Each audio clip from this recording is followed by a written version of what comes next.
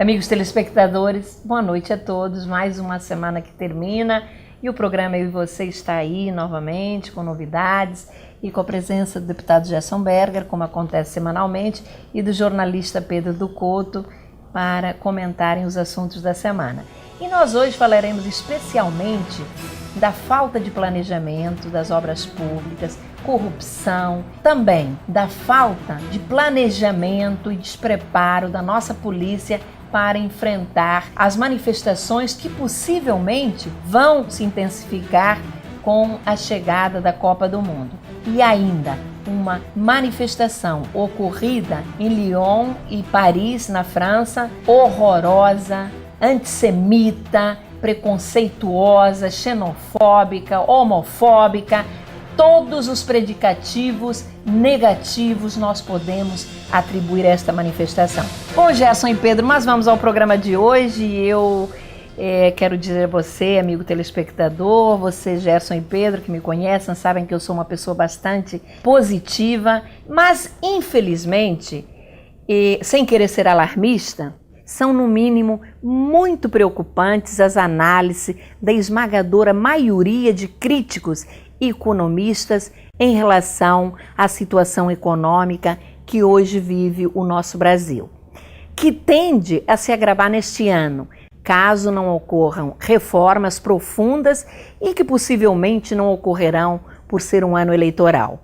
Será que a presidente Dilma Rousseff vai continuar passando a imagem de que tudo vai muito bem, o Brasil avançou tanto que estamos vivendo num país das maravilhas? Mesmo apesar da inflação, da alta do dólar, que também empurra a inflação para cima, somado a isso, o Brasil teve, em 2013, um dos piores resultados da balança comercial registrado nos últimos 13 anos.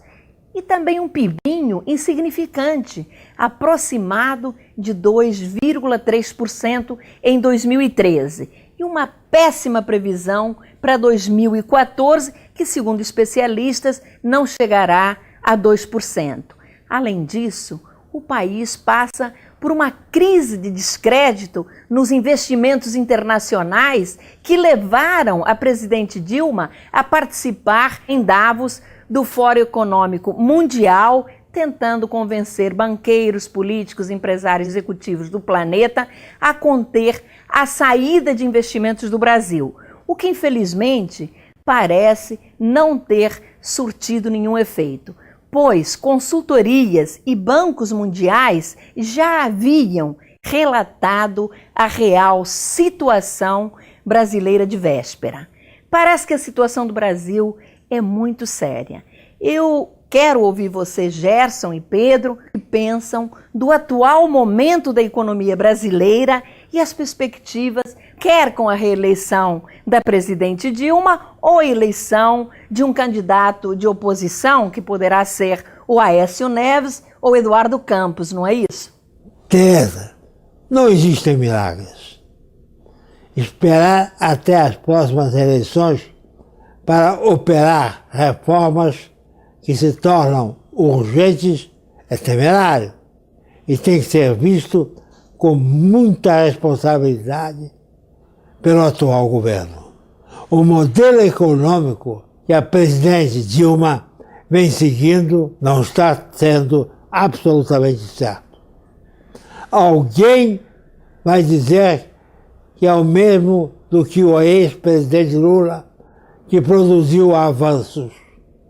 Acontece que o momento era outro e o atual governo deixou de fazer ajustes e reformas que se tornavam necessários e já deveriam ter sido realizados no governo Lula. Além disso, a sociedade tem novas aspirações e vê com mais clareza e criticamente o que antes não percebia. Entendam, ela quer ter uma melhor qualidade de vida, com acesso a bens e qualidades nos serviços, quer menos desigualdades. As políticas de distribuição de renda. Podem ter acabado com parte da miséria, mas não acabaram com a pobreza. Olha, Pedro, minha gente, os desafios que terá que enfrentar o novo governo serão grandes e somente dará conta dessa empreitada alguém com grande capacidade técnica e organizacional que conheça os problemas que vive o Brasil hoje e tenha a coragem de enfrentá-los, mostrando com clareza, desde já, o que irá fazer, por exemplo, para reduzir os absurdos gastos públicos que estão sem controle. A começar pela diminuição de 39 ministérios, que provocam o inchaço dos funcionários nomeados sem qualquer critério profissional.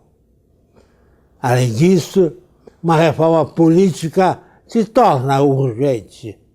Tereza, compreenda, gente, é impossível governar com mais de 30 partidos, sabendo que boa parte não passam de legendas de aluguel.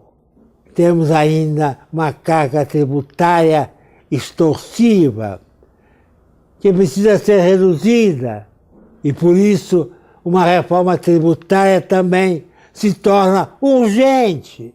E o atual governo precisa colocar os pés no chão, de verdade, abandonar o ilusionismo, assumindo e corrigindo erros, não deixando para mostrar a realidade após as eleições, possivelmente acreditando que a euforia com a Copa do Mundo ofuscará o sentimento de mudanças que a sociedade tanto exige. A questão está colocada.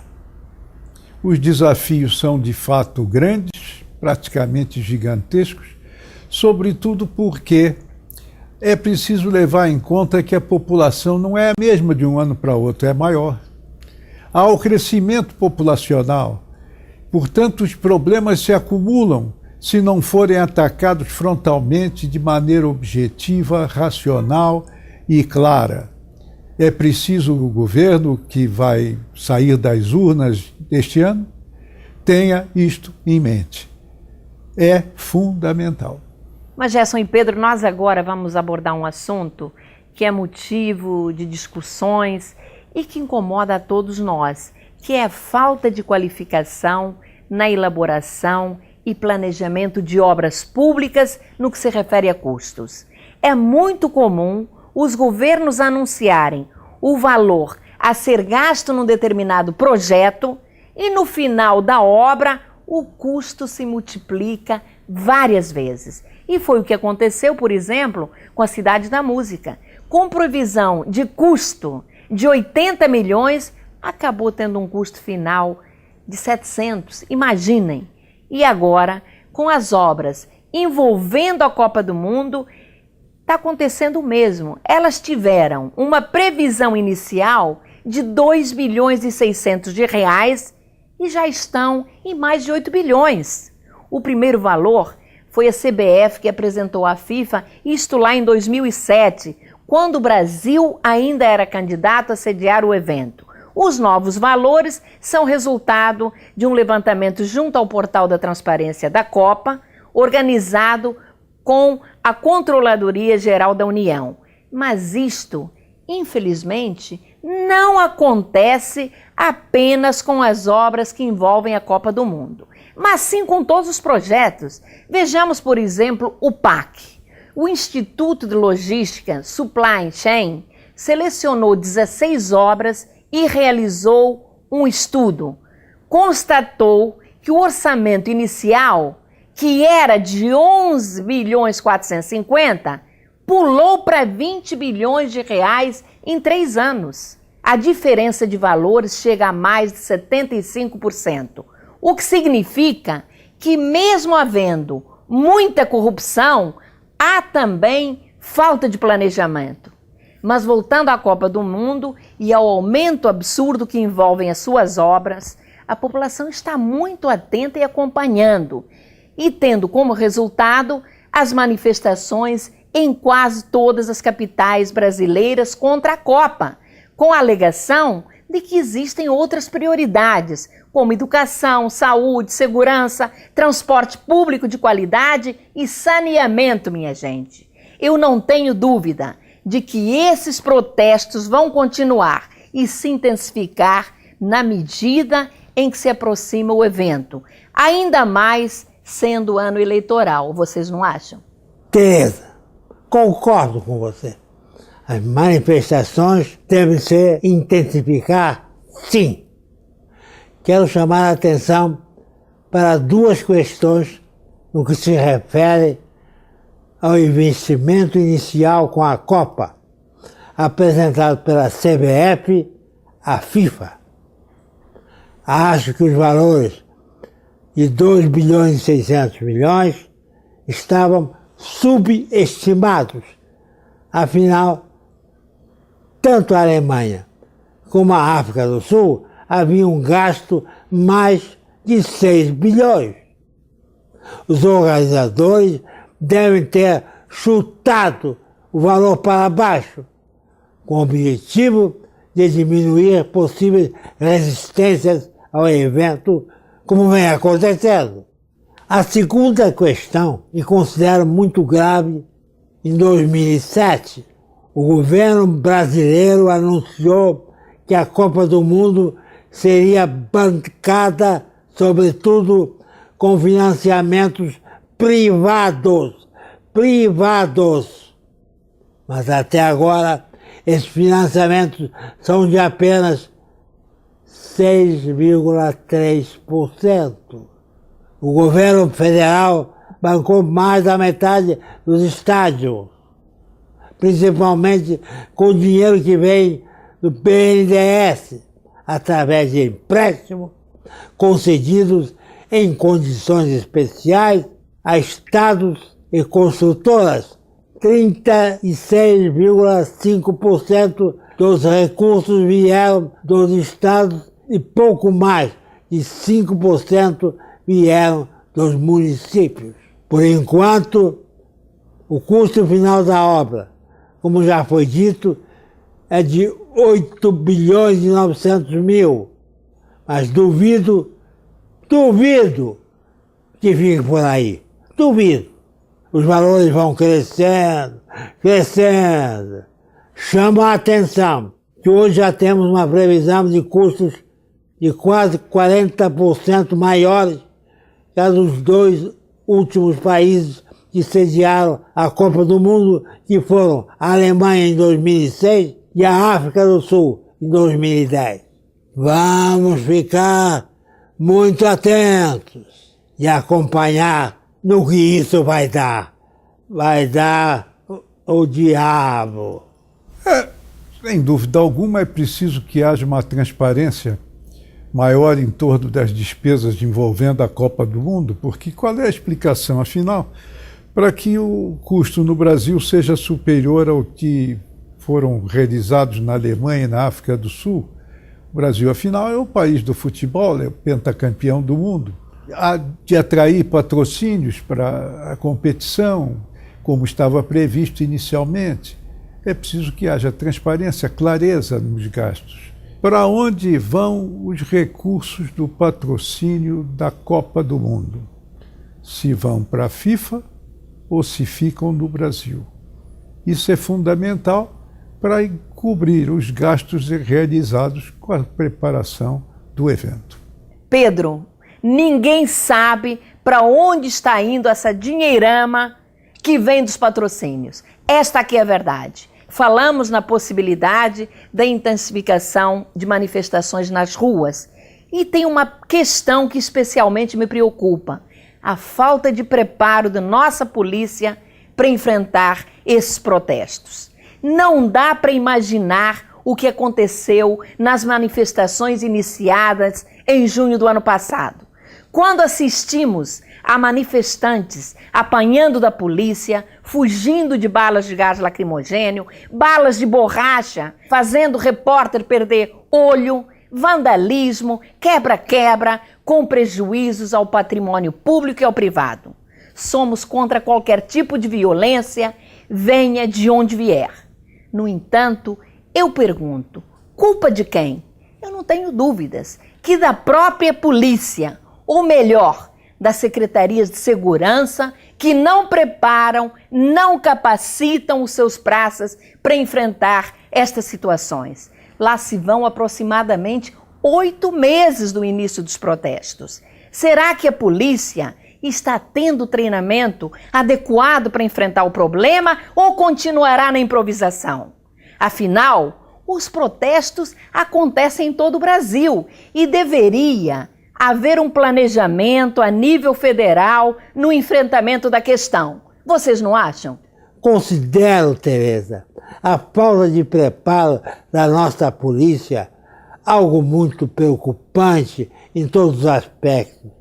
Recente pesquisa da Fundação Oswaldo Cruz revelou que as próprias forças de segurança policial admitem que não receberam orientação e treinamento para lidar com manifestações, especialmente com os Black Blocs. E após 8 meses, ao que tudo indica, nada se fez. A criação dos juizados móveis, anunciados pelo governo federal do Rio e São Paulo, estão parados. O que temos de concreto é a Copa chegando e os possíveis protestos. E, infelizmente, também o silêncio dos governadores e forças de segurança. Possivelmente porque não tem o que dizer. Como você disse, Tereza, repudiamos a violência, sejam quem forem os autores.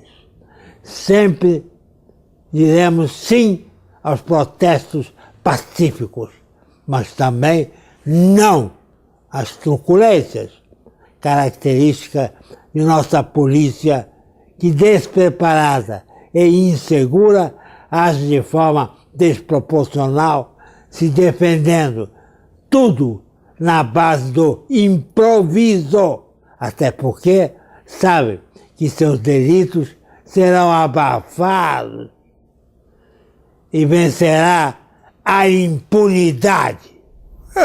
Tem que haver, sobretudo, preparo técnico, sentido de oportunidade, limite de atuação, porque a repressão, quando se usa violência, aumenta-se a repercussão pública no dia seguinte e no mesmo dia, através das emissoras de televisão e do rádio, da internet, quando a polícia tem que agir com calma, segurança, cautela e com a preocupação, sobretudo, de não ampliar a repercussão daquele protesto que ela mesma deseja evitar.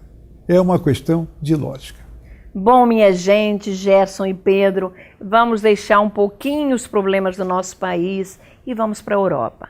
Com muita tristeza, assistimos ao despertar em Paris de mais um movimento de intolerância. Pela primeira vez, após a ocupação da França pelos nazistas na Segunda Guerra Mundial, no domingo passado, nas ruas de Paris e Lyon, ecoou o grito discriminatório e pavoroso de fora judeus. A mesma França que, mesmo sem os nazistas pedirem, os policiais franceses denunciavam a eles onde residiam os judeus para que fossem presos e enviados para campos de concentração onde eram mortos. A França sempre se destacou por sua direita antissemita, que caracterizou a manifestação de domingo passado, composta por católicos ortodoxos, muçulmanos radicais e a extrema-direita, numa abominável demonstração de racismo, xenofobia e homofobia.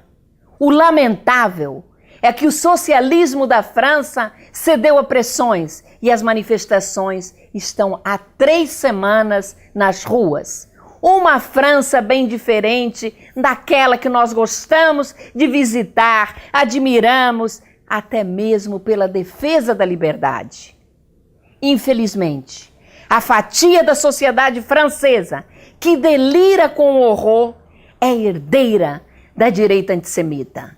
É hora de perguntar: para onde vai a França?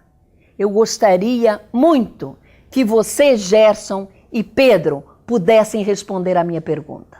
Tereza, ouvi com profunda emoção as tuas palavras. E a tua pergunta tem uma resposta difícil. Quem deve dar essa resposta a você é o governo francês, se é realmente um governo democrático. É estarrecedor e preocupante o que aconteceu em Paris e Lyon no domingo passado, principalmente quando assistimos a uma França promovendo a inesperada popularidade de um cômico francês, Jean Genet, que insulta os judeus fazendo uma saudação nazista estilizada. Ele foi proibido de se exibir na França há poucos dias. No entanto, logo surgiu Alain Soral, que se proclama nacional-socialista, mas é, na verdade, um preconceituoso que está em consonância com uma parcela da sociedade francesa e também insulta e repudia judeus, gays e imigrantes pobres. Uma direita que lamentavelmente ressurgiu, ou melhor, saiu da toca. Tem ainda uma outra questão. Este mês vão haver eleições municipais na França.